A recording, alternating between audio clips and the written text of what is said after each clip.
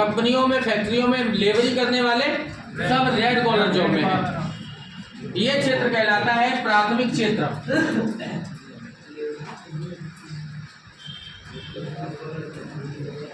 पहली पोजीशन पे हो, प्राथमिक क्षेत्र पे हो, आप रेड कॉलर जॉब में चले जाओगे। उसके बाद यहाँ ब्लू कॉलर, मतलब रेड से थोड़ी बेटर स्थिति, मतलब मेहनत कम है लेकिन हो काम करने वाले ही। अब तुम कंपनियों में अधिकारी वगैरह बन गए या सुपरवाइजर बन गए, काम नहीं कर रहे हो, करा रहे हो, लेकिन हो कंपनियों में। ये क्या है? ये द्वितीयक है। या तुम खेती नहीं कर रहे हो लेकिन किसान का गन्ना खरीद के और तुम चीनी मिल में पिरवा रहे हो या उससे मिठाई बनवा रहे हो, मेहनत नहीं कर रहे हो तुम करवा रहे हो उनके द्वारा, तो तुम किस में आ जाओगे? ब्लू कॉलर जॉब में। यहाँ मेहनत कम है, ये द्वितीय क्षेत्र है अर्थशास्त्र का। या तो प्राइमरी क्षेत्र में आदमी काम करेगा या द्वितीय क्षेत्र में काम करेगा, और जो प्राइमरी भी नहीं करेगा या द्वितीय में नहीं होगा तो तृतीय में आएगा व्हाइट कॉलर जॉब, जिसके पे मेहनत ही नहीं है, मतलब कपड़े उसके हमेशा चमकते ही मिलेंगे। White collar job. यहाँ क्या है? सेवाएं।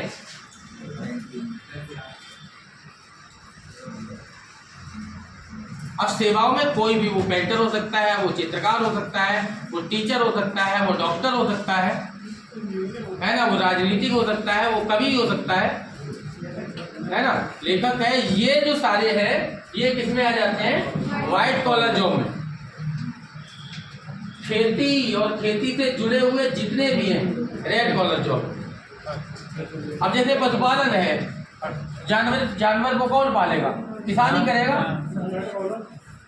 रेड कॉलर जॉब में है। मत्स्य पालन है, मुर्गी पालन है, ये सब रेड कॉलर जॉब है, प्राथमिक क्षेत्र है। खेती और खेती से जुड़े हुए बागवानी वगैरह सब रेड कॉलर जॉब।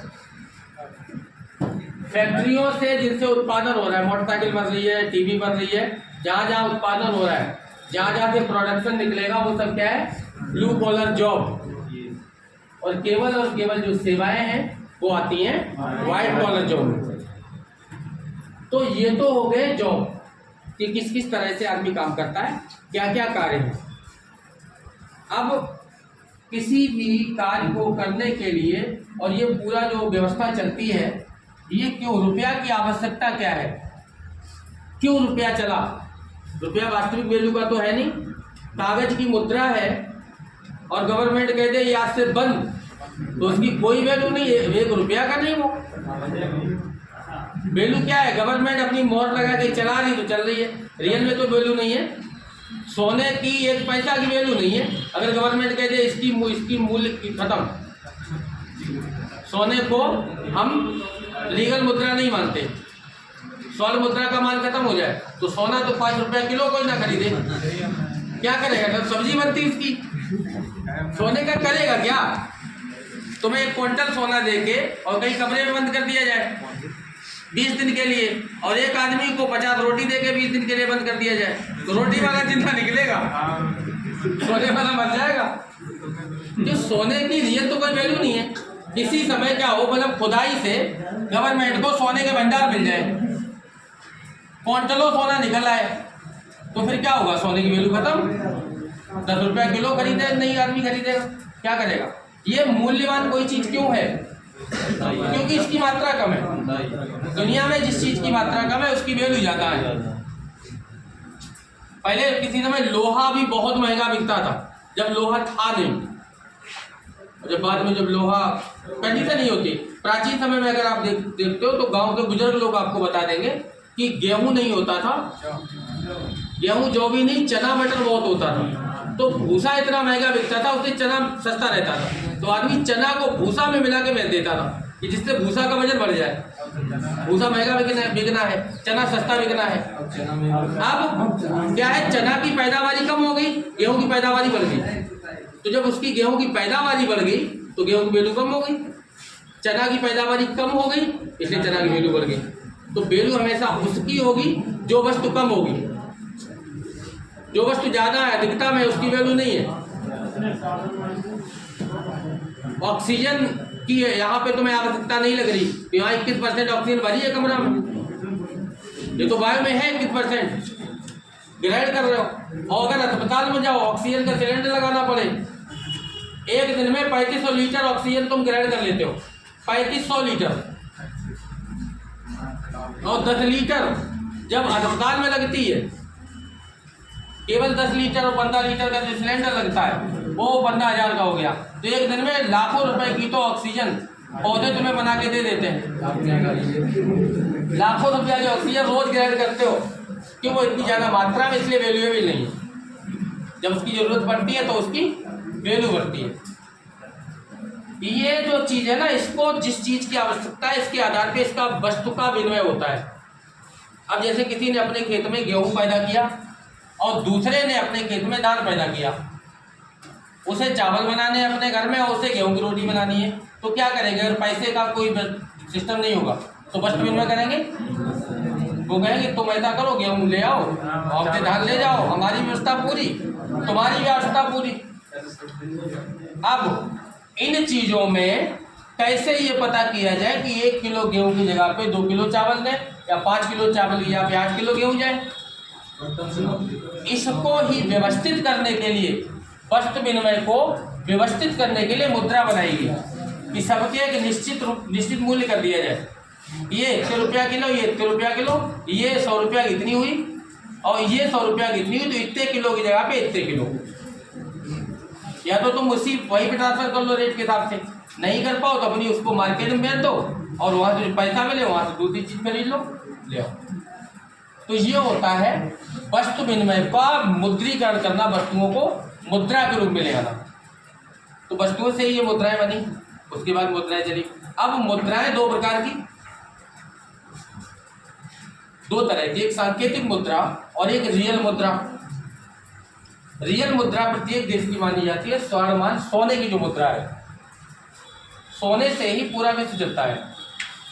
कोई भी देश अपने यहाँ इतना ही पैसा छाप सकता है जितना उसके पास सोना है, और नहीं तो गवर्नमेंट को मोदी जी ने कहा था 15-15 लाख रुपए देंगे, तो क्या छपवाते हो? दे देते सबको। दिक्कत क्या है? उनके पास से क्या जा रहा है? आदमी भी खुश।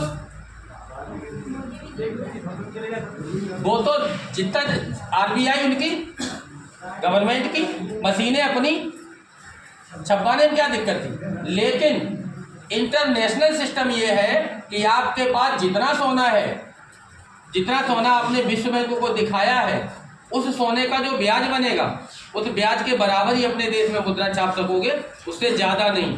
उससे जो ज़्यादा मुद्रा छपेगी उसको कहते हैं ब्लैक मनी, इलीगल करेंसी, है ना। वो मुद्रा आपकी वैलिड नहीं होगी। और जब कोई दूसरा देश, पाकिस्तान ने ब्लैक मनी छापी, इंडिया में भेज दी इंडियन करेंसी, तो क्या करते हैं? तुम्हारी मुद्रा को कमजोर कर रहे हैं। आदमी के पास जब ज़्यादा पैसा होगा तो कंडीशन क्या बनेगी? हर आदमी को 15-15 लाख रुपए मिल जाए तो कल आपको मार्केट में कोई चीज़ खाने को नहीं मिलेगी। 15 लाख जिसको आ गए वो दुकान अपनी बंद करेगा, कहेगा हम भी क्यों चाय बनाए, हम पिएंगे चाय, अब देखें कहाँ मिल रही है। तो कोई दुकानदार कोई काम करेगा। सब्जी वाले सब्जी नहीं बेच रहे होंगे, सब्जी वाले क्यों 15 लाख लेके सब्जी बेचेगा? वो ढूंढ रहा होगा। होटल वाला होटल बंद कर जाएगा, वो देखेगा कहीं 5 स्टार में खाना बन रहा हो, वहाँ का व्यवस्थाएं खत्म हो जाएंगी, है ना। ये व्यवस्थाएं बनाने के लिए एक स्वर्ण मान को निश्चित किया गया। उस स्वर्ण मान से ही मुद्राएं चलाई जाती है। रियल में मुद्रा सोने की चलनी चाहिए। अब सोने की मुद्रा नहीं चला सकते, सोना इतना ज़्यादा कॉस्टली है, इसलिए वो मुद्रा नहीं चला सकते। तो उसके लिए सांकेतिक मुद्रा बना ली कागज की।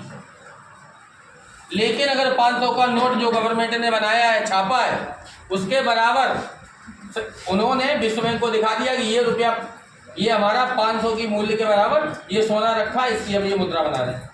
उन्होंने कहा ठीक है, आपने इतना दिखा दिया, इसकी मुद्रा बना दो। रियल में तो सोना ही है। स्वर्ण मान के हिसाब से ही प्रत्येक देश अपनी अपनी मुद्राएं छाप रहा है। जो मुद्राएं छप रही हैं इसको कहते हैं सांकेतिक मुद्रा, वास्तविक मुद्रा नहीं है। सब ये सांकेतिक मुद्रा के रूप में चल रही है, जो किसी समय बहुत पहले पागल बादशाह ने सांकेतिक मुद्रा शुरुआत की थी, लेकिन सही तरीके से नहीं चला पाया था। कौन था? मोहम्मद बिन तुगलक है ना। आज गवर्नमेंट ने उसने क्या किया था, मोहर वगैरह नहीं लगाई थी, तो इलीगल मुद्रा छप गई। आज गवर्नमेंट इतनी ज़्यादा सिस्टम बनाए हैं कि इलीगल मुद्रा नहीं छप पाती है ना, गलत करेंसी नहीं छप पाती। इस तरह से मुद्रा का प्रचलन होता है विश्व बैंक से, और यहाँ पे इंडियन जो बैंक हैं वो। तो यहाँ मुद्रा छापता है जो बैंकों का बैंक है। कौन सा बैंक है? आरबीआई। आरबीआई का कार्य है करेंसी को छापना। सरकार नहीं छाप रही, सरकार केवल एक नोट छाप रही है। कौन सा? 1 रुपया। केवल 1 रुपया का नोट गवर्नमेंट का है, उस पर साइन करेगा वित्त मंत्रालय का जो वित्त सचिव होगा, 1 रुपया की नोट पे, और वो भी कागज का नोट ही गवर्नमेंट छाप रही है। जितने भी 1 रुपया और 5 रुपया के सिक्के चल रहे हैं वो सब आरबीआई के हैं, और जो बड़ी मुद्राएं हैं वो सब आरबीआई की हैं। गवर्नमेंट का केवल एक ही नोट है, 1 रुपए का जो नोट है वो गवर्नमेंट का है। तो इस तरह से ये मुद्रा का विनिमय होता है। अब मार्केट कैसे काम करेगा?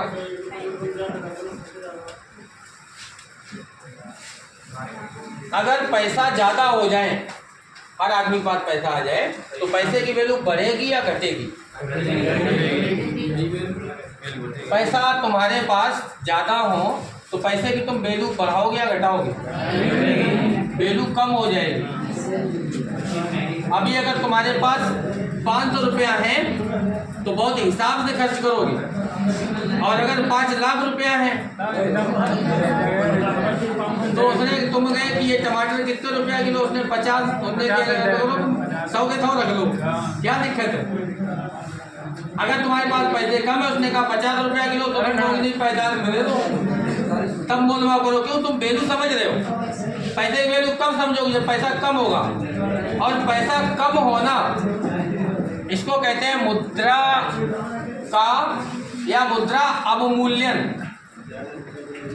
मुद्रा को कम करना, मुद्रा अपस्फीति, और मुद्रा बहुत ज्यादा हो जाना उसको कहते हैं मुद्रास्फीति। मुद्रास्फीति में वस्तु के रेट बढ़ेंगे या घटेंगे, अपने आप समझिए। मुद्रास्फीति होने से पैसा ज्यादा होगा, किसी चीज के रेट बढ़ेंगे या घटेंगे? तुम्हारे पास पैसा ज्यादा है तो तुम कोई खेत महंगा खरीदोगे सस्ता खरीदोगे, तो रेट बढ़ेंगे ना। शहरों में गांव की अपेक्षा खेती महंगी क्यों है? क्योंकि वहां पैसा ज्यादा है, मुद्रास्फीति है, मुद्रा ज्यादा है, वस्तु की कीमत ज्यादा है। गांव में पैसा कम है, खेती तो वही 1 बीघा, वहां भी यहाँ भी। यहाँ पता चला कि तुम्हें 4 लाख में 1 बीघा मिल गया, वहां 40 लाख में नहीं मिल रहा है। क्यों? वहां सबके पास पैसा है, मुद्रास्फीति है। मुद्रा अपस्फीति में होगी, मुद्रा अगर कम होगी तो वस्तु की कीमत कम होगी, और मुद्रा ज्यादा होगी, मुद्रास्फीति में होगी, वस्तु की कीमत बढ़ेगी। तो वस्तुओं की कीमत एक तो मुद्रा के आधार पर डिक्लेयर होती है, साथ में उपभोग और पूर्ति के आधार पर भी डिक्लेयर होती है।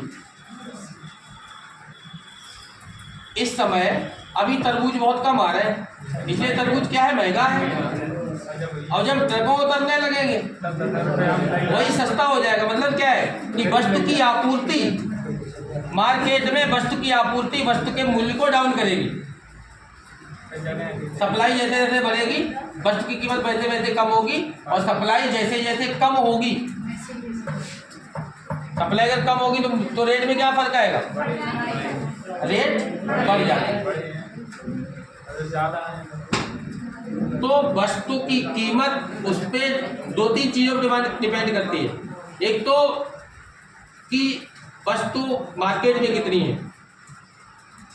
अब यहाँ पे इसी के आधार पे 2 प्रकार के बाजार होते हैं। बाजार 2 तरीके के, एक होता है क्रेता बाजार, एक होता है विक्रेता बाजार। क्रेता बाजार होता है खरीदने वाले के हिसाब का बाजार चल रहा है, खरीदने वाला अपने हिसाब से खरीद रहा है निश्चित होके। और विक्रेता बाजार ये जब होता है जब बेचने वाला अपने हिसाब से बेच रहा है। तो क्रेता की कोई वैल्यू नहीं। कब होती है क्रेता की कोई वैल्यू नहीं? जब वस्तुएं कम और खरीदार ज्यादा, तो क्रेता खरीदने वाले की वैल्यू नहीं है। उसे पता है कि तुम 10 रुपए दे रहे हो, दूसरा 15 के लिए तैयार खड़ा है। चीजें हैं कम मार्केट में, खरीदने वाले ज्यादा है, तो वस्तु की कीमत बढ़ेगी। कि उस समय विक्रेता बाजार चल रहा है, विक्रेता बेचने वाला बाजार को अपने आधार पे चला रहा है। और क्रेता बाजार कब होगा? जब वस्तुएं होगी ज्यादा, है ना। तरबूज बिक रहे हैं 50 दुकानों पे, खरीदने वाले 10 आदमी, तो वो बुला के दे रहे हैं, क्या ये 8 रुपए का ले जाओ। उसने कहा नहीं, ये 7 काम दे देंगे। ये कब होता है? जब सप्लाई ज्यादा होगी। और जब सप्लाई मार्केट में ज्यादा होगी, बाजार कैसा होगा? क्रेता है विक्रेता? क्रेता बाजार। वस्तु ज्यादा होने पे क्रेता बाजार, और वस्तु कम होने पे विक्रेता बाजार। तो इस तरह जो बाजार होता है वो 2 प्रकार का होता है, या तो क्रेता बाजार या विक्रेता बाजार। वस्तु के रेट क्रेता बाजार में ज्यादा होंगे या विक्रेता बाजार में? विक्रेता बाजार में वस्तुओं के रेट ज्यादा होंगे, क्योंकि विक्रेता अपने हिसाब से बेच रहा होगा, और क्रेता बाजार में वस्तु के रेट कम होंगे। अपने हिसाब, क्योंकि उस समय वस्तुएं ज्यादा होगी, खरीदने वाला अपने हिसाब से खरीदेगा। क्रेता बाजार या विक्रेता बाजार में, इस बाजार में चीजें में मिलावट नहीं होगी, चीजें अच्छी होगी। कहाँ पे मिलावट की गुंजाइश नहीं है? क्रेता बाजार में या विक्रेता बाजार में? क्रेता बाजार में मिलावट की गुंजाइश नहीं होगी, क्योंकि चीजें ज्यादा होगी, तो कोशिश करेंगे अच्छी से अच्छी चीज बेचें। क्योंकि खरीदने वाला वो देखेगा, नेक भी तुम दागी रखे हो, दुकान छोड़ जाएगा। क्यों? चीजें बहुत है। अब चीजें कम है तो दागी भी है, वो भी चल रही है। जब चीजें कम है, खरीदने वाले ज्यादा है, तो कैसी भी चीज है वो चलेगी, वो रुकेगी नहीं। तो ये मार्केट का सिस्टम होता है। ठीक है, आज इतना ही कराएंगे।